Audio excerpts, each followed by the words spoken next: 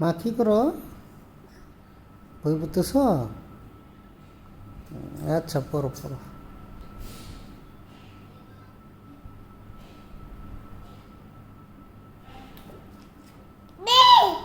ও লিখছো? আচ্ছা আচ্ছা আচ্ছা, ভালো ভালো, গুড গুড গুড, অনেক সুন্দর।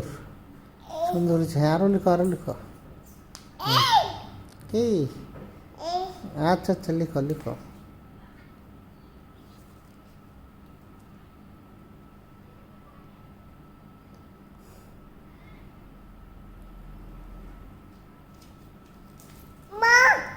কি?